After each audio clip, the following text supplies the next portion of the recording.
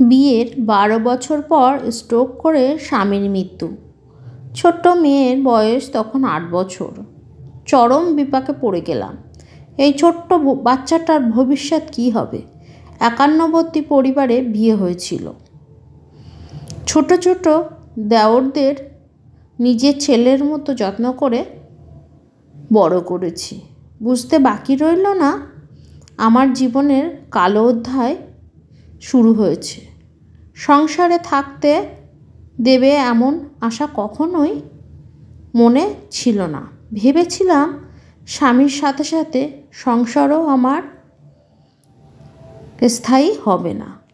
স্বামী মারা যাওয়ার পর দেওরেরা সবাই শ্বশুরের জমি জায়গা ভাগ করে নিল। আমায় আশ্চর্য করে দিয়ে দেওরেরা বলল, বৌদি, তুমি আমাদের কাছে মায়ের মতো। ছোট্ট থেকে আদর যত্ন করে বড় করেছ।